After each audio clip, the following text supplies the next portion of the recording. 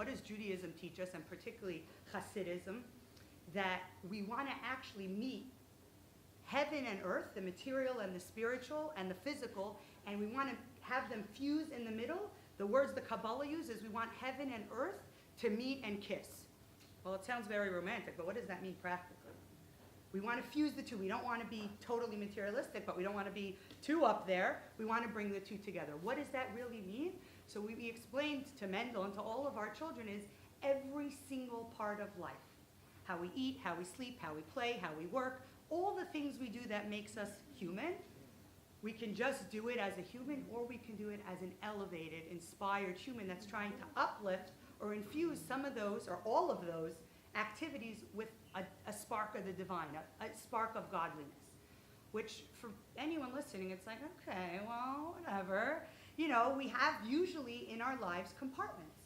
This is, you know, my academic or my work life, my family life, my social life, my hobbies, my talents. We have all these different pockets. And for many people, one of those categories is also spiritual. So where do I go, or where do I do my spiritual activity? So for people who say, well, in the church or the mosque or the synagogue, that's where I show up and I do my spiritual activities.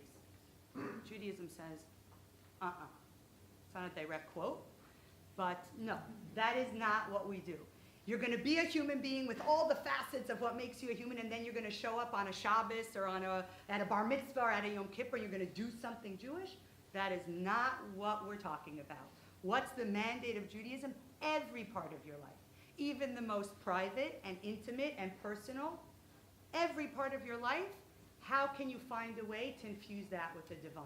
How can you find a way to make that a little bit elevated? So the Kabbalah teaches every one of us in this room, our neshama, our soul, up above, before it came down here in this body as we knew it or know it, this energy up above was male and female. What did they do up there, this male-female soul energy? I don't really know. They were best friends up in heaven. They loved each other. They hung out. They basked in God's divine glow and wisdom, and whatever souls do up in heaven, that's what they did. But then what happens? All of a sudden, Mazel Tov, a little baby boy is born, and it gets its energy and soul to give it life. In Brooklyn, doesn't matter what year, what day, a few years before or after a little baby girl is born, gets its energy of the soul coming down into a body. And the Kabbalah says, from the moment these children are born, it's totally subconscious, because a 2-year-old or even a 12-year-old probably cannot even articulate this, but maybe if they mature by the time they're 20 or 30 or 40, they can. And what does the soul inside this body say? Where's that other part of me from up in heaven, that best friend that I hung out with and basked with, and where?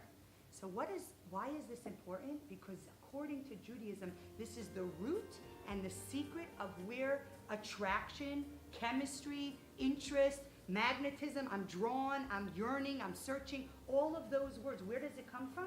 It's not just because there's a biological need that needs to happen, although we're not going to deny that that's a reality. And it's certainly not evil and lustful, bad and dirty. It's the most holy, divine, godly yearning and desire to connect to another and become one again. Because you were once one on a soul level, now that you're going to bring it down into reality, bring heaven down to earth, and make that connection and that bond and that intimacy real in the flesh and blood on planet Earth, there's nothing more godly and divine and powerful and amazing as that. And so Judaism starts out, why am I telling you this? It could be, you can't start anywhere without knowing what is Judaism thinks this force, this attraction, this desire, where is it coming from? The holiest part of you, your neshama, wants to connect to another.